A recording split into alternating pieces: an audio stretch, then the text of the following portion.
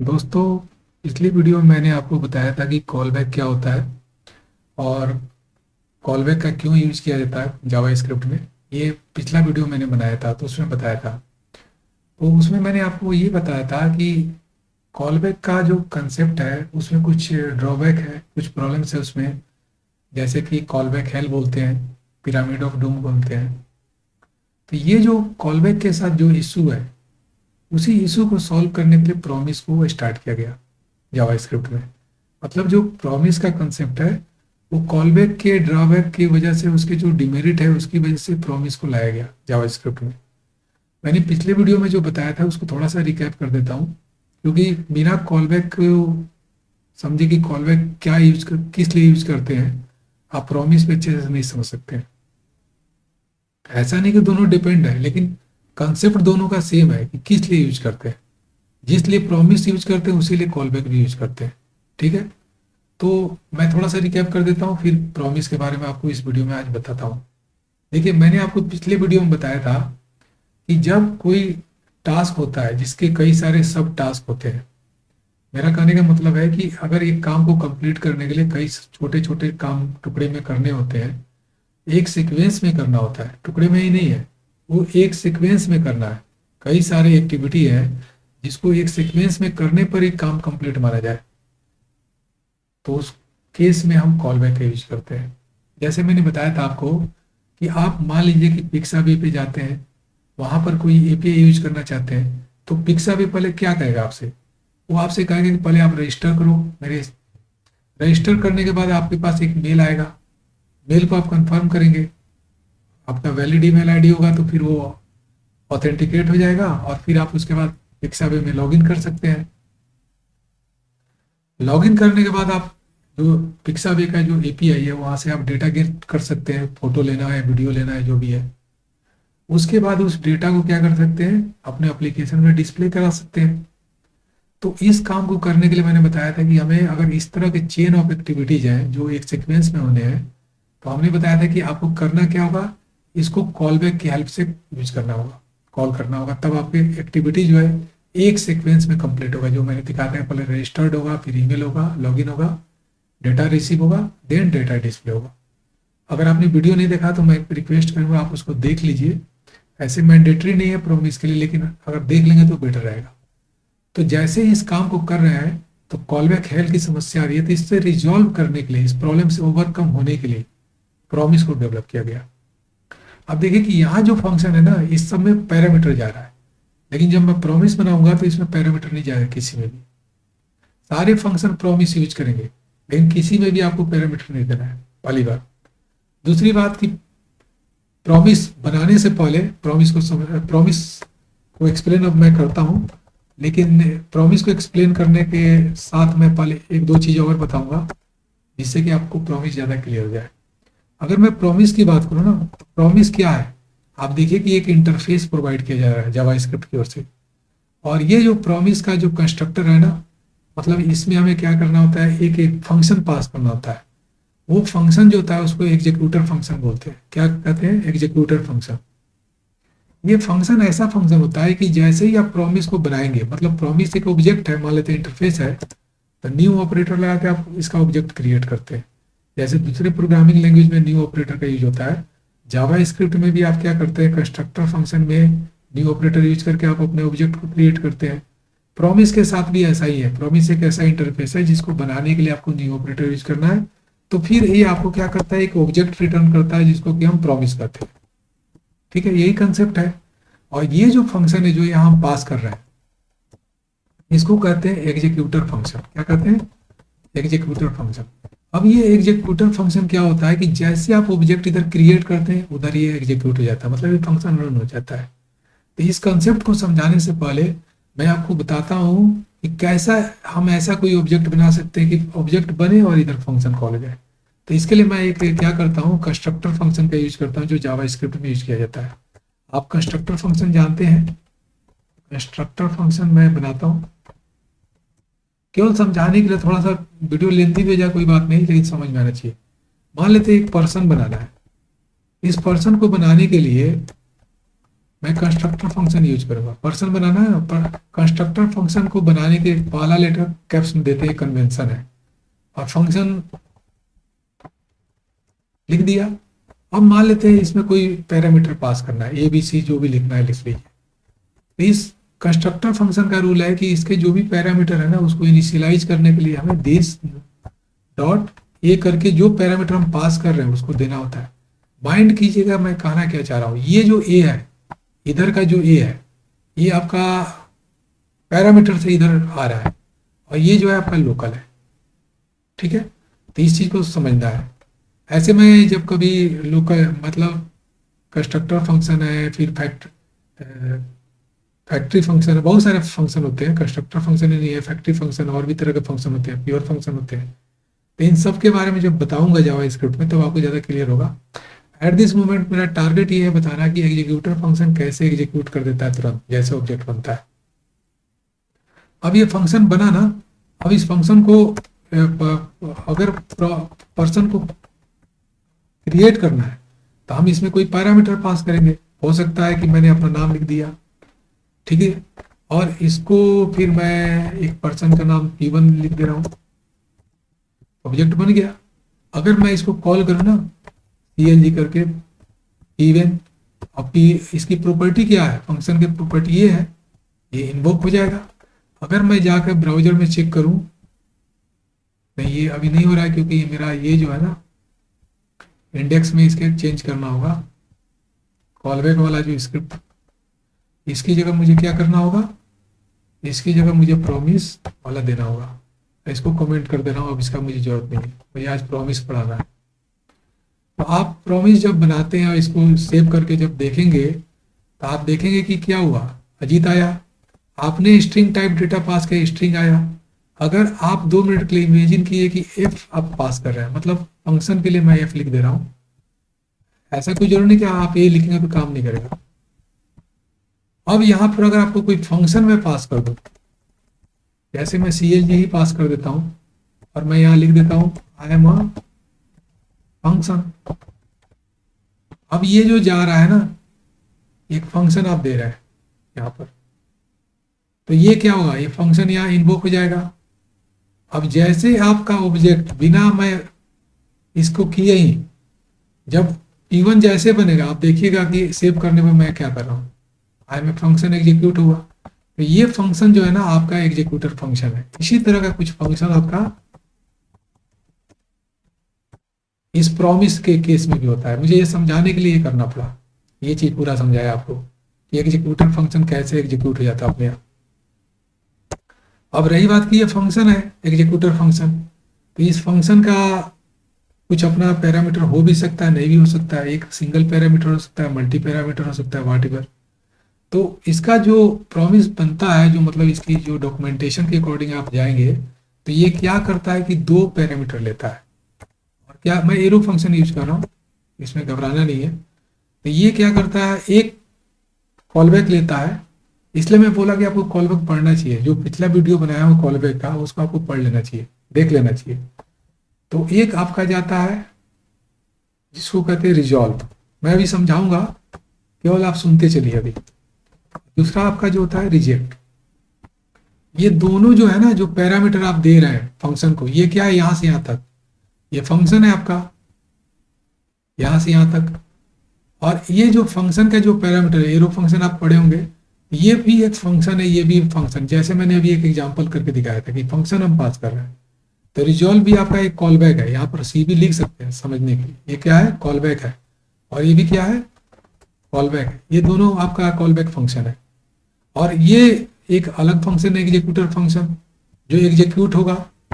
और ये एग्जीक्यूट होने के बाद क्या करता है, या तो अब इसमें एक कंडीशन होता है कि ये बॉडी है ना, फंक्शन का बॉडी है, जो आपका एग्जीक्यूटर फंक्शन उसका ये बॉडी है। यहाँ पर कुछ हो सकता है कि कुछ कंडीशन हो। क्या कंडीशन हो सकता है कि अगर ये ट्रू हो, मैं 2 मिनट के लिए ऐसे समझाना चाह रहा हूँ, तो क्या कर दो कि अगर कोई कंडीशन पे ट्रू हो, I don't know what is the condition, तो आप क्या करो, रिजॉल्व वाले को कॉल कर लो। अगर ये फॉल्स हो जाए, 2 मिनट के लिए सपोज कीजिए कि ये आपका फॉल्स हो जाए, तो रिजेक्ट वाला कॉल कर लो। देख रहे हैं ना मैं कहना क्या चाह रहा हूँ, यहाँ पर भी एडिशनल कंडीशन हो सकते हैं। CLG करके मैं लिख देता हूँ बिफोर, और यहाँ पर एंड कर देता हूँ इसके बॉडी के यहाँ पर। अब वो चलता है नहीं चलता वो बाद में मैं बात करूंगा, आप इसको ट्राई करके दे सकते हैं, ठीक है ना। तो ये आपका एग्जीक्यूटर फंक्शन जो है ना, ये दो कॉलबैक फंक्शन लेता है, और ये जो आपका है ना, अब प्रॉमिस पूरी तरह बन चुका है। तो आप कहेंगे जब प्रॉमिस बन चुका है और ये एग्जीक्यूटर फंक्शन एग्जीक्यूट भी हो गया है, तो फिर क्या हुआ, तो आप जो यहाँ क्राइटेरिया सेट करेंगे अपनी बॉडी में, यहाँ पर जो भी मैं लिख रहा हूँ, उसके बेसिस पर आपको एक वैल्यू रिटर्न होगा जो ट्रू होगा या फॉल्स होगा। अब इस बात को एक प्रैक्टिकल एग्जांपल से समझिए।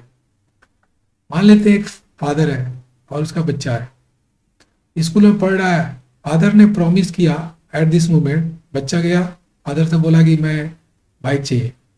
तो फादर ने कहा कि तुम अगर एग्जाम पास कर जाओगे तो मैं तुम्हें बाइक दे दूंगा। देखिए कि जिस मोमेंट फादर ने प्रॉमिस किया उसी मोमेंट वो उसको बाइक नहीं देता है। प्रॉमिस का मतलब ये एक फ्यूचर वैल्यू, फ्यूचर में मिलेगा।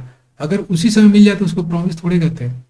प्रॉमिस का सिंपल सा मीनिंग ही है कि आप किसी चीज के लिए प्रॉमिस करें वो फ्यूचर में आपको मिलेगा। जैसे फादर ने प्रॉमिस किया कि मैं तुम्हें बाइक दूंगा, तुम एग्जाम में इतने नंबर लेते आओ, तो वो अगर नंबर इतना लेते आता है तो ये कंडीशन क्या हो जाएगा, ट्रू हो जाएगा। नहीं लाता है यहाँ फॉल्स हो जाएगा। I am not writing all the logic, just I am giving the idea what may happen, कि यहाँ पर आपको बिजनेस लॉजिक लिखना है। Then and there after if the business logic is going to return you a true value और false value, तो आपका resolve वाला फंक्शन कॉल होगा। अन्यथा क्या होगा, अदरवाइज आपका क्या होगा, रिजेक्ट वाला कॉलबैक कॉल होगा। यही सिंपल सा फंडा है जो प्रॉमिस में समझना होता है। बट क्या है कि इसको एक बहुत ही, मैं कई जगह देखा हूँ, तो ये प्रॉमिस बहुत टफ है। टफ कुछ नहीं होता है एक्चुअली, टफ आपका जो रियल लाइफ एप्लीकेशन होता है, there the application is going to be difficult. जो प्रॉमिस का कंसेप्ट है वो डिफिकल्ट नहीं है, तो बहुत सिंपल सा कंसेप्ट है। अब मैंने जैसे बताया कि फादर ने प्रॉमिस किया मैं बच्चे को ये दूंगा, बाइक दूंगा इस कंडीशन पे। आप उस एनालॉजी को यहाँ पर फिट करके देखिए कि क्या हो रहा है। कि फादर ने एक बॉन्ड बनाकर दे दिया, एक प्रॉमिस मतलब एक पेपर लिख कर दे दिया, उसमें सारी कंडीशन लिखी हुई है। तो पेपर ही आप समझ लीजिए कि ये जो प्रॉमिस ऑब्जेक्ट है ना, एक इंटरफेस जो प्रोवाइड किया जा रहा है, उसको लेकर जाएगा कोई भी, कहेगा कि देखिए जी ये कंडीशन फुलफिल हो रहा है कि नहीं। तो उसी टाइप का एनालॉजी यहाँ पर, क्योंकि मेटाफर यूज किया जाता है प्रोग्रामिंग लैंग्वेज में, जो भी कंप्यूटर साइंटिस्ट है वो मेटाफर यूज करके अपने सारे वर्ड्स को यूज करते हैं। अब प्रॉमिस भी तो किसी ने बनाया होगा ना, तो जब बनाया तो उसने कुछ सोच के बनाया ना। नाम प्रॉमिस क्यों दिया, क्योंकि वो जान रहा है कि ये फंक्शन जो यहाँ जो दे रहा हूँ ना, दो फंक्शन कॉल बैक, इसमें एक ही फंक्शन एग्जीक्यूट होगा, दोनों नहीं होगा। ये दोनों आपस में क्या है, म्यूचुअली एक्सक्लूसिव है। म्यूचुअली एक्सक्लूसिव का मतलब होता है कि एक सही होगा तो दूसरा गलत हो जाएगा। म्यूचुअली एक्सक्लूसिव मतलब एक साथ दोनों घटना नहीं हो सकती है। हेड होगा तो टेल नहीं, टेल होगा तो हेड नहीं। सिक्का अगर उछलेगा तो या तो हेड आएगा या टेल आएगा। लाइक वाइज प्रॉमिस क्या होगा, या तो फुलफिल होगा या रिजेक्ट होगा। अब फिर पेंडिंग का भी एक बात आता है कि प्रॉमिस के 3 स्टेट दिखाता है। अगर आपको प्रॉमिस का स्टेट चेक करना हो ना कि प्रॉमिस का स्टेट क्या है, यहाँ पर मैं CLG करके प्रॉमिस जो P निकाला हो ना, उसको जाकर कंसोल में चेक कीजिए ये ऑब्जेक्ट क्या दे रहा है। तो जाइए देखिए यहाँ पर क्या दे रहा है।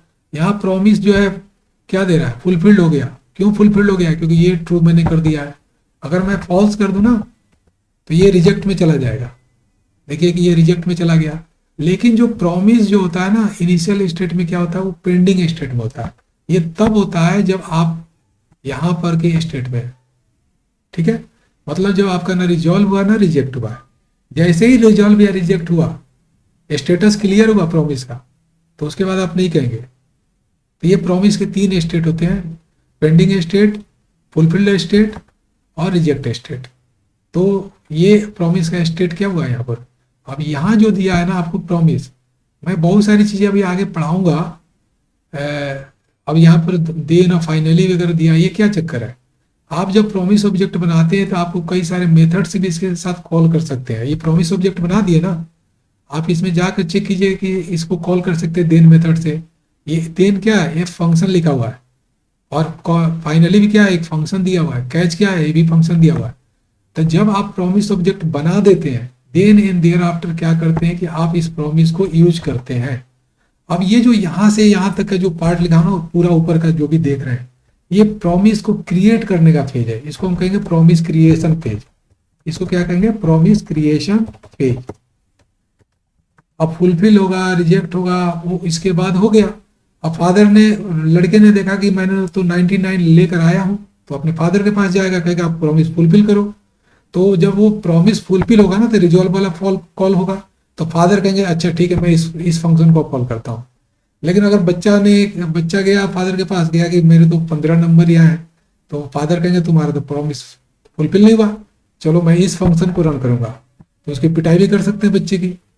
अगर उसने मान लेते बहुत अच्छा नंबर लाया, तो रिजॉल्व के केस में उसको जो भी एक्सपेक्टेशन है उससे ज्यादा भी। तो इसका लॉजिक आपको यहाँ नीचे लिखना है फुलफिल होने का।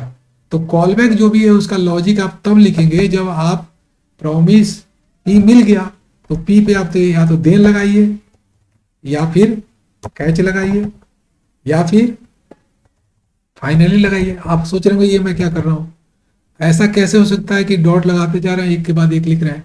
एक्चुअली क्या होता है, देन लगाने पर एक नया प्रॉमिस फिर मिलता है। ये मतलब क्या है कि मेथड चेनिंग का रूल है, और प्रोग्रामिंग पैराडाइम है, प्रोग्रामिंग डिजाइन का एक टेक्निक है, जिसमें मेथड चेनिंग करते हैं जब वही ऑब्जेक्ट दोबारा मिल जाता है। ठीक है ना?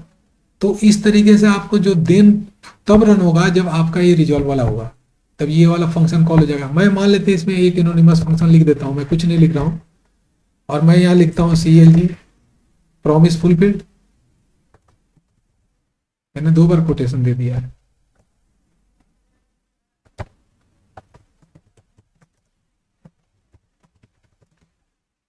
ठीक है जी। तो आप जब इसको, प्रॉमिस तो मेरा फॉल हुआ ना, मैं इसको पहले ट्रू करके समझाता हूं। अब प्रॉमिस आपका ट्रू हो गया, तो कौन सा चलेगा? रिजॉल्व वाला चलेगा कि नहीं चलेगा? जब रिजॉल्व चलेगा तो रिजॉल्व वाले केस में देन लगता है, देन वाले केस में क्या हुआ, ये हुआ। आप जाके देखिए कि आपको क्या मिला, प्रॉमिस फुलफिल्ड आ गया। अब बिफोर आफ्टर से मतलब ही नहीं है, मैंने बोला था आप इसको देख लीजिएगा। चला तो ये है ना, ये तो चला ही है। प्रॉमिस क्रिएशन फेज में जो जो होना था वो भी हुआ है। प्रॉमिस क्रिएशन में बिफोर भी आया, आफ्टर भी आया, लेकिन प्रॉमिस क्रिएशन के बाद जब प्रॉमिस कंज्यूम कर रहे हैं, प्रॉमिस क्रिएशन फेज ऊपर लिखना चाहिए था मुझे, ये सबसे टॉप में चला जाएगा। अब प्रॉमिस कंज्यूम करने का जो फेज है आपका यहां से शुरू हो रहा है।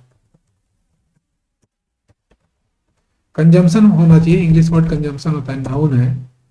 कंजम्पशन फेज, कंज्यूम फेज नहीं होगा, कंजम्पशन फेज। तो जो प्रॉमिस कंजम्पशन फेज है, उस फेज में आप क्या करेंगे, देन अप्लाई, देन करेंगे यूज, कैच करेंगे यूज, फाइनली करेंगे यूज। अब देखिए मान लेते हैं यहाँ पर ट्रू की जगह फॉल्स हो जाए, तो आप कैच को चलाएंगे। मैं अभी एनोनिमस दे रहा हूं और बिना पैरामीटर के दे रहा हूं, फिर आगे इसको और भी टफ करते जाऊंगा। प्रॉमिस रिजेक्टेड, या क्या मैंने लिखा है,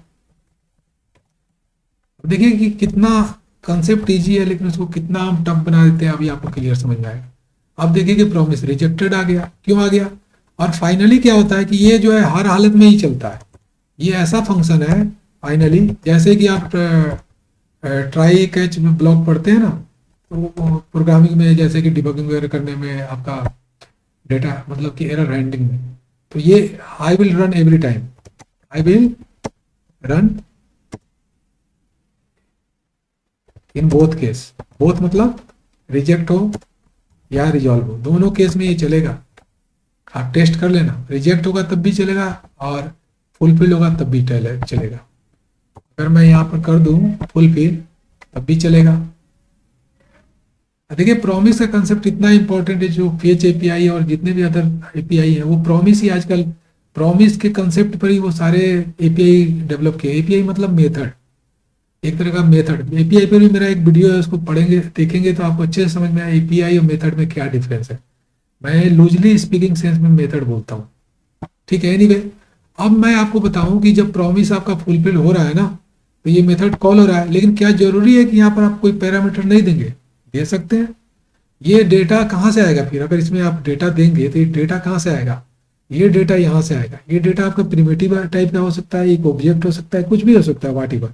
हो सकता है कि आपने एपीआई से जब रिस्पॉन्स आता है तो अरे ऑफ डेटा आ जाए, एक ऑब्जेक्ट आ जाए डेटा का, या एक सिंपल सा स्ट्रिंग वैल्यू आ जाए, आई एम रिजॉल्व। ये जो डेटा पास कर रहा है ना, इस डेटा को मैं यहाँ पास कर सकता हूँ। एक स्ट्रिंग मैंने पास किया, क्योंकि ये स्ट्रिंग गया तो स्ट्रिंग दिया, और मैं उसी स्ट्रिंग को यहाँ पर दे रहा हूँ। यानी तो मैं इसको कॉन्कैटिनेट कर देता हूँ। ठीक है जी। कॉन्कैटिनेट करने का सबसे अच्छा तरीका जो है ना, बैकटिक होता है, ऐसे फिर भी मैं कर देता है ऐसे ही। फुलफिल है, आप जाके चेक कीजिए, promise fulfilled I am resolve. कहाँ से आया? ये ऊपर से आया। इसको थोड़ा सा स्पेस देते हैं, चेक कीजिए, promise fulfilled I am resolve. और फाइनली जो है हमेशा चलेगा, तो चाहे वो रिजेक्ट हो या इसी तरह रिजेक्ट भी हो जाए, अगर यहाँ पर भी आप कोई नंबर पास कर देते हैं, रिजेक्ट के केस में कोई नंबर पास करें, इतना नंबर का एरर हो गया, 404 का एरर हो गया मान लेते हैं रिजेक्ट के केस में, मैं नंबर पास कर दिया, तो यहाँ 400 लिख देंगे, तो नंबर में पास कर रहा हूँ, एक पैरामीटर दे रहा है रिजेक्टेड, और यहाँ एरर लिख देते हैं। एरर को मैं यहाँ पर ऐड कर दिया। एरर क्या आएगा? एन गया है तो एन आएगा, और यहाँ ट्रू की जगह मैं क्या करूंगा? फॉल्स करूंगा। तो आप समझिए कि प्रॉमिस रिजेक्टेड, एरर 404। तो आपको बिल्कुल समझ में आ रहा होगा कि ये कॉलबैक फंक्शन किसी भी तरह का डेटा दे सकता है। ये जो डेटा है ना, अगर ये मान लेते प्रॉमिस से आपका फेच एपीआई होता, तो वहां भी आपको प्रॉमिस रिटर्न करता है, आपको रिस्पॉन्स डेटा देता है। वो डेटा का नेचर हो सकता है कि आपका अरे हो, या ऑब्जेक्ट हो, या सिंपल स्ट्रिंग हो, व्हाट एवर इट बी। आपको जैसे ये डेटा मिला ना, इसको यहाँ पर यूज कर लेना है। अगर डेटा दे ही नहीं रहा है तो आपको यूज नहीं करना है। तब यहाँ पर अगर नहीं हुआ तो यहाँ पर भी आप पैरामीटर नहीं दीजिएगा। ठीक है। अगर यहाँ पर दो डेटा दे रहा है तो आप तो दो डेटा, मतलब जो भी लॉजिक है, whatever the logic you are going to develop accordingly you have to write the code. तो ये आपका बेसिक कंसेप्ट था जो मैंने बताया कि प्रॉमिस में क्या होता है। अच्छा, प्रॉमिस से जुड़ा हुआ एक दो और भी चीज़ है जो मैं सोच रहा हूँ कि बता दूँ। ऐसे वीडियो तो थोड़ा लेंदी हो रहा है, लेकिन फिर भी मैं सोच रहा हूँ बताऊँ। देखिए, ऐसा नहीं है कि प्रॉमिस जो ये दे रहा है ना, इसके बाद देन के बाद देन अगला नहीं लगा सकते। देखिए, मैं बताना ये चाह रहा था, लेकिन मेरा टॉपिक छूट गया। मैं बताने चला था ये वाला एग्जाम्पल को मैं अपने प्रॉमिस में बताऊंगा। उसके लिए मैं अगला वीडियो बनाऊंगा, हो सकता है, या अगर इसको देख लिए तो इसी को देख के आप अगला उसको रिजॉल्व भी कर सकते हैं। अब मान लेते हैं देन आया ना, देन के बाद आपको एक और अगला देन आ जाए, क्योंकि आपको मैंने अभी बताया कि ये देन क्या करता है, एक आपको प्रॉमिस रिटर्न करता है, तो फिर तो देन के ऊपर देन लगा सकते हैं ना। ऐसा हो सकता है कि ये देन जो एक प्रॉमिस रिटर्न करे वो भी रिजेक्ट ना हो, वो भी एक रिजॉल्व ही हो। तो रिजॉल्व होगा तो क्या करेगा? वो कुछ वैल्यू हो सकता है रिटर्न करे। यहाँ पर आप चेक कीजिए, कोई वैल्यू रिटर्न कर रहा है? नहीं कर रहा है। तो मैं सिंपली क्या करूंगा, यहाँ पर CLG लिख रहा हूं, और यहाँ मैं बोल दूंगा नेक्स्ट देन। आप समझते चलिए क्या मैं कर रहा हूँ, यहाँ पर ट्रू कर दूंगा, क्योंकि अभी मैं रिजॉल्व पे काम कर रहा हूँ। अब देखिए क्या हो रहा है, आप जाके चेक कीजिए, promise fulfilled I am resolve, और नेक्स्ट देन कहाँ से आया? अगला देन के लिए आया। मतलब ये चेन हो रहा है ना, एक एक्शन के बाद दूसरा एक्शन। यही तो मुझे समझाना था यहाँ, जो मैं वीडियो बनाने के लिए सोचा था वो कहीं और मैं भटक गया। एनीवे, अब मान लेते हैं कि ये प्रॉमिस क्या करता है, एक वैल्यू रिटर्न कर, यहाँ कंसोल ना करके ये क्या करे कि एक वैल्यू भी रिटर्न करे। मैं इसको ऐसे कट कर देता हूं, और यहाँ पर ऐसे कर देता हूं, और यहाँ पर एक वैल्यू रिटर्न करे। ये क्या करे कि 100 मुझे वैल्यू रिटर्न करे। अब ये जो वैल्यू रिटर्न करेगा ना 100, इसको मैं यहाँ चाहूँ तो पास कर सकता हूँ। ये नंबर ले रहा है ना, नंबर दे दिया, एनीवे लिख देता हूँ, कंफ्यूजन नहीं हो पहले भी। अब ये नंबर जो है मैं चाहूँ तो यहाँ पर प्रिंट करा सकता है, यहाँ पर ऐड कर देता हूँ। अब देखिए कि मैं क्या कर रहा हूँ, एक डेटा जो रिटर्न करेगा उसको आप मॉडिफाई भी कर सकते हैं। ये नहीं कि नंबर दिया तो नंबर ही, आप चाहे तो नंबर में कुछ मल्टीप्लाई कर दीजिए, मल्टीप्लाई 3 से कर दीजिए। अब आपका आउटपुट क्या होगा देखिए, ये नेक्स्ट देन के बाद आपका ये थोड़ा सा स्पेस होता तो सही रहता, और आपका नंबर 300 आ गया। तो कहने का मतलब कि एक प्रॉमिस ने अगर आपको कोई चीज रिटर्न कर रहा है फुलफिल होने पे, तो उसको अगला दिन में हम कंज्यूम कर सकते हैं, मतलब उसको मॉडिफाई कर सकते हैं, उसको यूज कर सकते हैं सिंपली। तो ये चीज आपका कंसेप्ट समझ में आ रहा होगा। लेकिन जैसे ही किसी स्टेज पे आकर अगर वो रिजेक्ट हो गया, तो आगे का जो बाकी है ना वो नहीं होगा। मैं समझता हूँ ये क्लियर समझ में आ गया होगा कि आपका प्रॉमिस क्या होता है, प्रॉमिस कैसे वर्क करता है। और रही बात कि इसके बारे में, तो कहेंगे तो मैं अगला वीडियो बना दूंगा, नहीं तो आप खुद ट्राई कीजिए कैसे इसको करना है, इस प्रॉब्लम को जो पिछला कॉलबैक में मैंने बताया था। ऐसे मैं पूरी तरह वेल श्योर हूँ कि अगर मेरा ये बताया हुआ आपको कंसेप्ट क्लियर हो गया तो आप इस प्रॉब्लम को रिजॉल्व कर लेंगे। ठीक है, नहीं तो मैं अगला एक वीडियो बना दूंगा। अगर मेरा वीडियो आपको समझ में आ रहा हो तो मेरे चैनल को भी सब्सक्राइब कर लीजिए। तो thank you for watching this video.